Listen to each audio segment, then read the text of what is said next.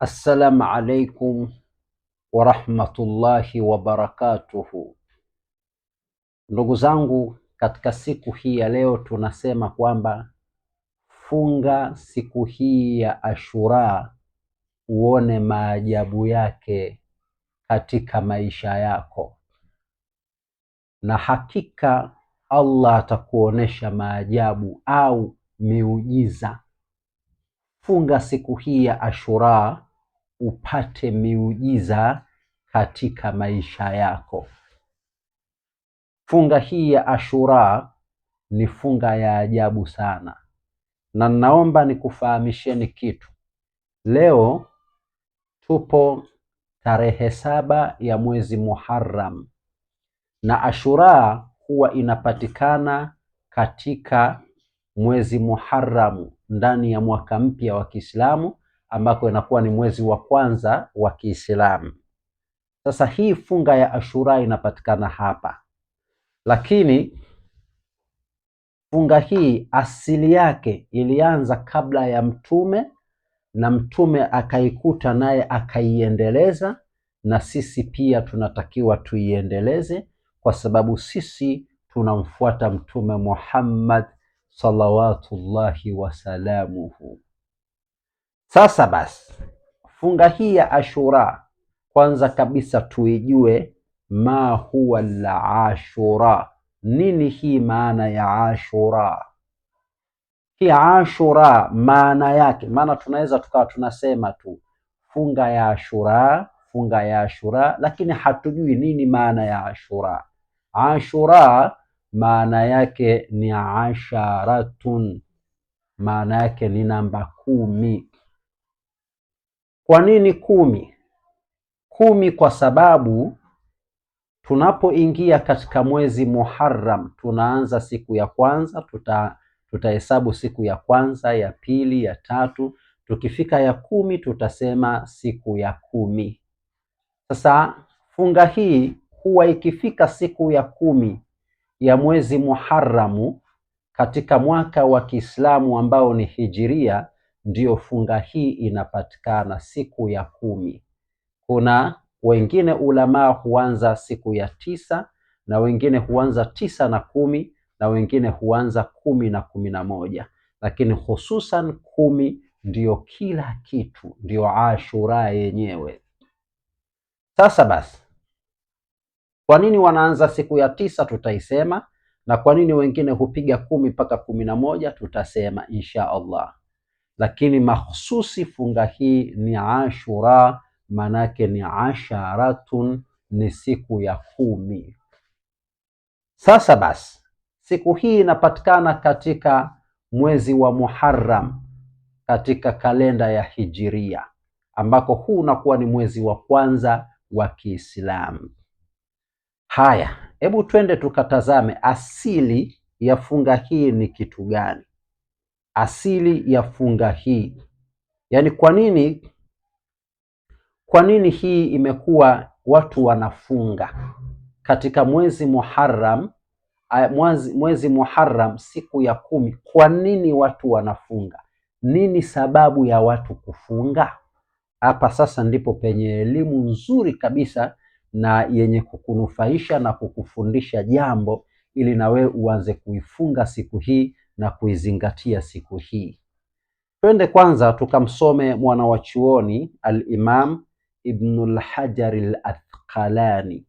Yeye anasema katika kitabu chake ya kwamba wa ashurau ismun islami liyaumil ashiri minal muharrami, na hii Ashura ni jina la Kiislamu linalomaanisha siku ya 10 ya mwezi Muharram. Anasema wa ashurau, na hii siku ya Ashura ismun islamiyu, ni jina linalotokana na Uislamu, lakini liyaumil ashiri minal muharrami, kwa siku ya 10 ya mwezi wa Muharramu, ndio ikaitwa Ashurau. Asili ya hili neno Ashurau au asili ya watu kufunga siku ya Ashura ni ipi? Asili ya kufunga Ashura au sababu ya watu kufunga Ashura, sababu yake ni hii: Mwenyezi Mungu alimnusuru Nabii Musa dhidi ya jeshi la Firauni. Wakati Firauni anataka kumuua Nabii Musa, Nabii Musa alikimbia na jeshi lake lililokuwa dogo, likifukuzwa na jeshi kubwa la Firauni. Jeshi lake likafika katika bahari ya Sham, wakawa hawaoni pa kukimbilia, manake pale mbele kuna bahari, watapita wapi? Sasa ndo Mungu anamwambia Nabii Musa, piga hiyo bahari kwa fimbo yako. Musa anapiga bahari, kuna tatuka vipande viwili. Musa anapita na watu wake, wanafika mwisho, Firauni anaangamia. Hiyo ilikuwa ni siku ya 10 ya mwezi Muharram. Baada ya tukio hili kufanyika, sasa Nabiullahi Musa ndio akaamua kuiadhimisha na kuitukuza siku hii, kwa sababu ni siku ambayo Mungu amemuokoa na jeshi baya kabisa la Firauni. Nabii Musa akaamua kufunga siku hii ambayo ni siku ya Asharatun, yani siku ya 10. Kwa hiyo Musa akaitukuza siku hii kwa kufunga, kwamba Mungu kamuokoa na mabalaa ya Firauni, manuksi ya Firauni, mamikosi ya Firauni, mazahama ya Firauni. Mungu kamuepusha. Nabii Musa akaamua kufunga kwa ajili ya kumshukuru Mungu.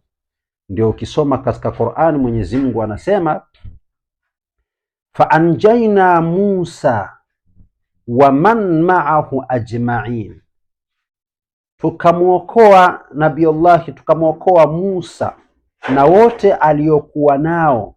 Thumma a'rakana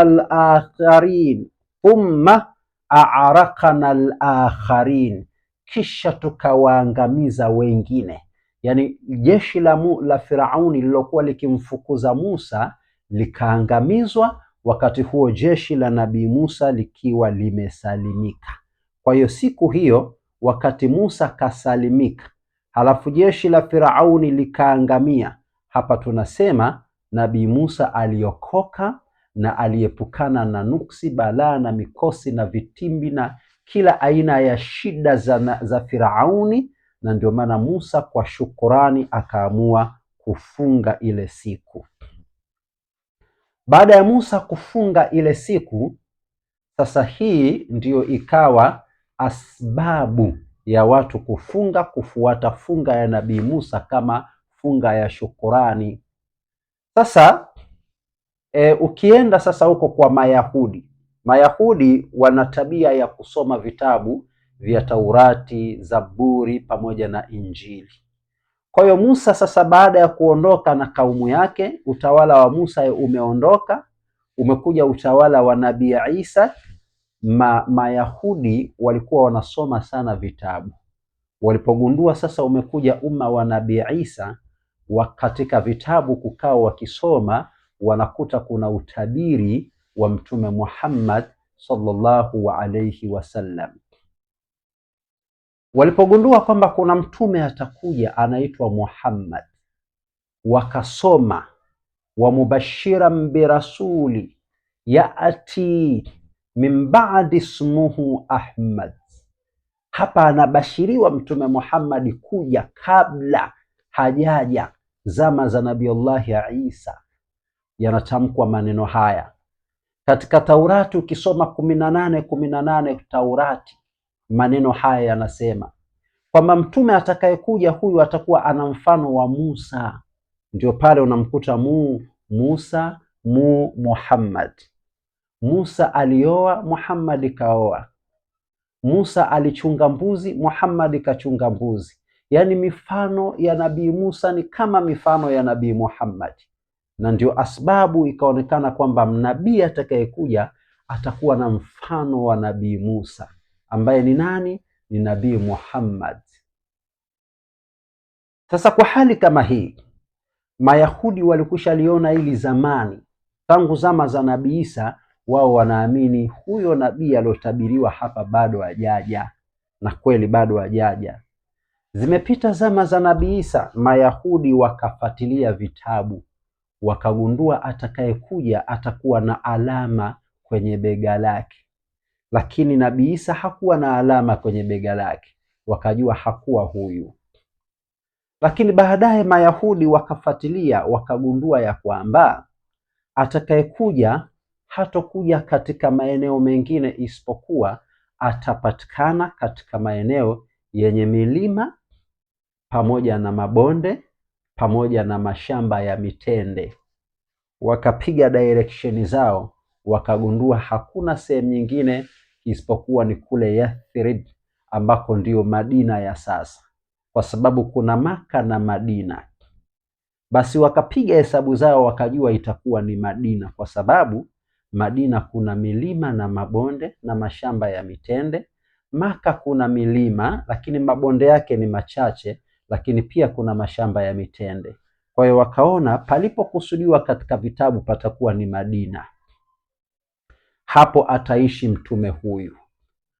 Wale Mayahudi wakahamia Madina, wakaanza kuishi Madina, wakimsubiri mtume atakayekuja katika ardhi ya Madina. Sasa wakati Mayahudi wanaishi Madina, mtume akazaliwa Maka, akakulia Maka, akaendaenda akaanza da'watu sirria katika mji wa Maka, lakini watu wa Maka wakamkataa, wakataka kumtafuta wamuue. Ndipo mtume akahama akakimbilia Madina. Alipokimbilia Madina, maana yake hapa sasa limetimia neno la kwamba atakuja mtume katika mji wa Madina, na kweli Mayahudi wakamuona mtume huyu kaja. Sasa ili wamuamini, wakaanza kutazama kwanza. Waliambiwa mtume huyu ukimpa sadaka hapokei, ila ukimpa zawadi anapokea. Walipompa sadaka akawa hataki, kumpa zawadi anapokea, wakajua ndio huyu. Lakini alama hizi hazijatosha, wakasema tutazame kama ni kweli mtume ana alama kwenye bega lake. Wakamtazama katika bega, wakaigundua ile alama ya mtume walioisoma katika vitabu vyao vya kale. Ndio pale hata ukisoma ukimwangalia rafiki yangu kaka yangu Ramadhani Koba aliimba ile kaswida, anayo alama anayo alama tintiririri. Unaona bana, anayo alama wapi? Katika mabega yake. Moja katika upande wa bega lake ana alama. Mayahudi wakaiona alama hiyo, wakakubali na kuthibitisha kwamba huyu bila ya shaka ni mtume wa Mungu aliyekuwa anakusudiwa. Baadhi ya Mayahudi wakajikata kwa sababu hakutoka katika wana wa Israeli. Baadhi yao wakamkataa, lakini baadhi yao wakamkubali kwa sababu ni mtume wa Mungu na ametoka katika bara la Arabu. Kwa hiyo Mayahudi walimkubali.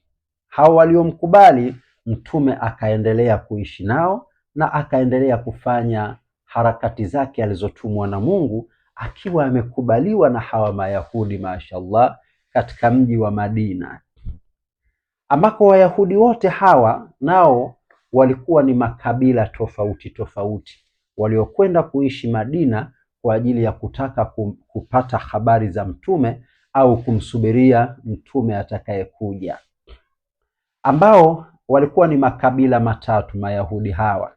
Kabila la kwanza walikuwa ni hawa Banu Kainuka, hili ni kabila la kwanza.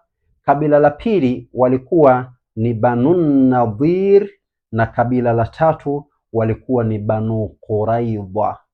Hizi ni kabila tatu zinazotokana na Mayahudi. Hivyo Mayahudi hawa wakampokea mtume mashallah, na kisha wakaanza kufuata kile alichokuja nacho. Lakini mtume bila kujua chochote kilichokuwa kinaendelea, akawakuta wanafunga siku ya mwezi wa Muharram, siku ya 10. Wakati huo Mtume hajui hiyo funga. Mtume akawauliza, mbona mnafunga siku ya 10 ya mwezi Muharramu? Wale Mayahudi wakamjibu Mtume wakamwambia, hadha yaumun adhim, ewe Mtume, hii ni siku kubwa sana. Kubwa kivipi? Wakamwambia, siku ya leo ya tarehe 10 ya mwezi Muharramu, basi anjaha Allahu fihi Musa, Mwenyezi Mungu alimnusuru na akamwokoa Musa na kumpa ufaulu Musa katika siku hii ya leo, wa qaumahu, pamoja na watu wake Musa. Lakini siku kama ya leo, wa a'raka Firauna wa qaumahu, na Mungu akamuangamiza Firauni na watu wake. Lakini faswamahu Musa shukran lillahi, na siku kama ya leo, kwa matukio yote mawili haya, Musa alifunga kwa ajili ya kumshukuru Mungu. Kwa hiyo na sisi tunafunga kwa ajili ya matukio haya na kwa ajili ya kuyaadhimisha funga ya Nabii Musa, na sisi tuweze kuungana nayo. Maana yake tukiyafanya haya, basi Mungu anatuwekea ulinzi, Mungu anatuondoshea nuksi, Mungu anatuondoshea mamikosi, Mungu anatuondoshea mabalaa ya miaka iliyopita, na tunakuwa na nusra na ulinzi wa Allah. Baada ya maneno haya, pale Mtume Muhammad sallallahu alayhi wasallam akawaambia Mayahudi, ama hakika nyinyi mnaiazimisha siku ya Nabii Musa, kwa kuwa huyu Musa alikuwa ni Myahudi mwenzenu, basi tambueni ya kwamba fa ana ahaqu bi Musa minkum, mimi Mtume Muhammad nina haki kwa Nabii Musa zaidi kuliko nyinyi, kwa sababu mimi ni mtume kama yeye. Mimi nimekuja kwa mfano wa Nabii Musa, harakati zake na harakati zangu zinafanana. Yeye kaoa, mimi nimeoa, kachunga mbuzi, nimechunga. Yaani harakati zote za Nabii Musa ndio kama harakati za Nabii Muhammad. Kwa Mtume Muhammad ni bora kwa Nabii Musa kuliko hao Mayahudi waliokuwa wanafunga hiyo siku. Kisha Mtume naye akaungana naye akafunga hiyo siku, na akaamrisha watu wote wafunge hiyo siku.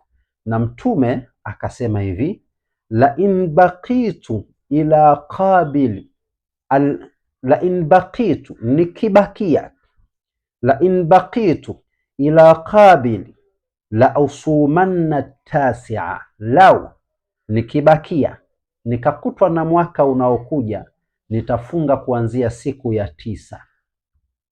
Manake siku ya 9 ya mwezi Muharramu nitafunga, na kisha siku ya 10 ya mwezi Muharramu nitafunga. Kwa Mtume akaashiria na akatia nia mwakani ya kuanza mwezi wa 9, siku ya 9 mpaka siku ya 10.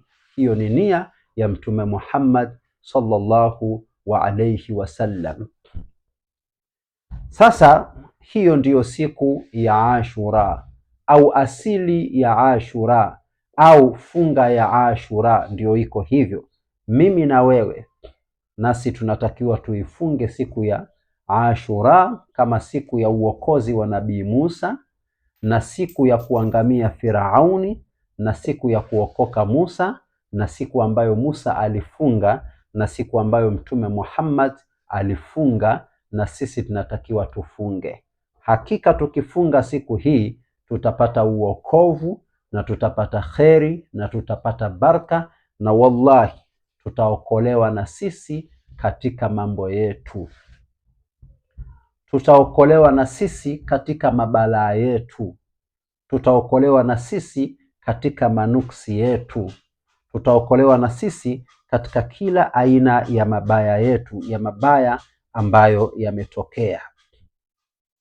Sasa basi, faida njema zaidi ya kufunga siku ya Ashura, tunasema kwamba amesema mwenyewe Mtume ya kwamba siyamu yaumi Ashura funga ya siku ya Ashura, anasema inni ahtasibu ala Allah an yukaffira sanata allati qablahu, ya kwamba nataraji kwa Mwenyezi Mungu kuwa kufunga siku ya Ashura kutafuta madhambi ya mwaka uliopita, futa madhambi yote ya mwaka uliopita. Sasa si madhambi tu, bali kutafuta mabalaa ya mwaka uliopita, manuksi ya mwaka uliopita, mazahma ya mwaka uliopita, kila aina ya mabaya ya mwaka uliopita kutafutwa.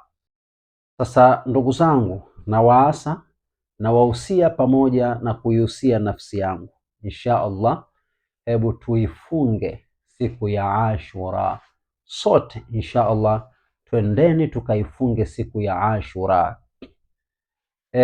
Makadirio ya siku ya Ashura itakuwa lini? Leo ni tarehe 23 ambaye ni Juni mwaka 2026, yaani huu ni mwezi wa 6 tarehe 23 2026. Kwa hiyo makadirio yetu leo Muharram, Kiarabu itakuwa ni sawa na Muharram tarehe 7 mwaka 1848 1448 tarehe 7. Sasa basi, ili kuweza kuipata Ashura itakuwa ni sawa na tarehe 25 ya mwezi huu wa 6 mwaka 2026, ambapo hapa tutakuwa ni sawa na Muharram 9. Kwa tutaanza siku ya Ashura, ile siku ya 9 tutafunga, alafu na siku ya 10 tutaanza na siku ya 9, kisha tutakuja siku ya 10 ambayo ndiyo Ashura yenyewe, alafu tutakuja na siku ya 11. Kwa hiyo tutaanza kufunga tarehe 25 ya mwezi Juni, tarehe 26 ambayo ndio siku yenyewe ya Ashura, alafu tarehe 27 kuisindikiza Ashura. Tukianzia tarehe 25 hapa tunamfuata Mtume alipoanza kuifunga hii, halafu Ashura yenyewe inakuwa ni tarehe 26 ambayo itakuwa ndio Ashura, halafu tarehe 27 tunaiaga. Mtume alitaka kuanzia tarehe 9 kwa sababu aende kinyume na Mayahudi, asiungane na Mayahudi. Kwa hiyo alianzia tarehe 9 kisha ndo akaingia 10, alafu kisha 11 tunakuwa tumeiaga siku ya Ashura. Kwa tufanye hivyo, wallahi tutapata fadhila kubwa sana. Jambo lingine, na waasa ndugu zangu, tufunge hii siku kama kweli tunataka fadhila, tunataka kusamehewa madhambi, tunataka kuondokewa na nuksi na mamikosi na mabalaa. Tufunge hii siku ya Ashura. Siku 3 hizi muhimu, kuanzia tarehe 25, 26 na 27 tuzifunge. Jambo lingine muhimu sana, sisi tulikuandalia fusho ambaye ni bukhuri hii. Bukhuri hii inaendana vizuri sana, kwa sababu bukhuri hii tabia yake ni kutoa matatizo, kutoa madhila, kutoa mabaya, manuksi, mamikosi, mabalaa katika maisha, katika biashara, katika kila aina ya mambo, vitu mabaya, manuksi, mauchawi, kuyavua.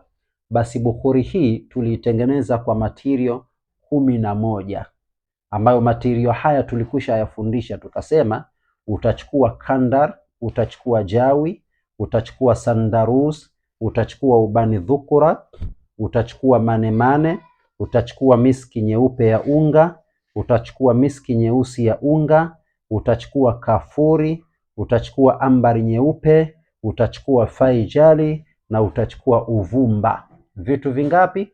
11. Tukasema hizi utazichanganya kwa pamoja. Ukishazisaga na kuzichanganya pamoja, hii tayari ni bukhuri. Hivyo tu, japokuwa kuna vitu vingine ni adimu kuvipata, lakini ukivipata vyote tayari ni bukhuri.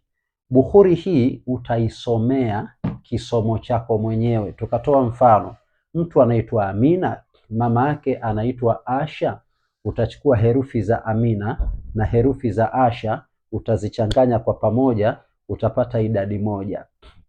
Kisha utatoa 114 mpaka upate idadi ya Qur'ani. Ukishapata idadi ya Qur'ani, labda imedondoka 2, unajua huyu anasomewa suratul Baqara. Mara ngapi? Mara idadi ya herufi zake. Kama ni herufi 9, tutachukua 9 mara 9 inakuwa 81. Kwa hiyo usomewe Baqara 81. Sura hii tutaisoma kwenye bukhuri zako, kwenye bukhuri yako tuliyoiandaa, au utaisoma wewe kwenye bukhuri yako. Kisha utaanza kuchoma kwa nia maalumu. Mungu akuondoshee nuksi, akuondoshee mikosi, akuondoshee mabalaa. Wallahi utaona maajabu. Sasa hii tulianza kwenye mwaka mpya wa Kiislamu, tukasema watu waitumie hii kwenye mwaka mpya wa Kiislamu. Halafu na sasa tunakuja tena kwenye siku ya Ashura, tunaanza kuitoa tena rasmi siku ya Ashura, tena tunaendeleza kuitoa. Hii utaendelea kutumia kwa kuchoma asubuhi na jioni. Choma na katika biashara yako. Gharama yake, kwa sababu gharama yake ni kubwa kidogo, material yake, tulisema kikopo kimoja gharama yake itakuwa ni shilingi 50,000. Halafu kama uko mbali utatuma na transport 50,000 na transport ya kutumia mzigo. Alhamdulillah, mpaka sasa nimekwisha watumia watu wote wa mikoani, na naamini mliopata mizigo yenu msiache kuniambia katika comment kwamba ustadhi, nimepata. Nieleze ili nipate kujua, mashallah, nifurahi kwamba watu wangu nilowatumia mzigo wa bukhuri wamepokea. Wa Kenya, Tanzania, Burundi, wote nimewatumia. Ninachokuombeni, fanyeni jitihada nyinyi ambao bado hamjapata hizi bukhuri mpate, ili muunganishe na hivi funga za siku za Ashura, na baada ya Ashura mtumie bukhuri zenu. Wallahi mtastafidi sana. Kwa hiyo ukituma pesa ya bukhuri, tuma na majina yako na la mama yako, alafu nitakutazamia jina, alafu nitakwambia unatakiwa usomewe sura gani, kisha sisi wenyewe tutakusomea katika bukhuri yako tuliyokuandalia, na kisha tutakutumia. Kama uko Dar es Salaam, tutakwambia uje uichukue bukhuri hiyo. Wallahi utastafidi na utafurahi na utastarehe vilivyo. Utaondokewa na manuksi, mamikosi, mabalaa na kila aina ya mabaya. Mwisho kabisa, inshallah, kwa yoyote anayetaka, kwa sasa tumeanza kufungua tena zoezi la kupokea. Kuna watu walitupigia tukawaambia bukhuri zimekwisha, lakini kwa sasa tunaanza tena kupokea wanaohitaji bukhuri. Na jambo la mwisho, kwa wale ambao wanahitaji nusra ya ndoa, kama wewe ni mwanamke unahitaji mume wa kukuoa, tutafuta. Kama wewe ni mwanamume unahitaji mke wa kumwoa, tutafuta. Tunao watu wanaotaka nusra. Haya, jambo la mwisho kabisa, kwa wale wadau wetu wa channel ya Turiu TV, tuna haja ya kupata kamera, tuna haja ya kupata laptop.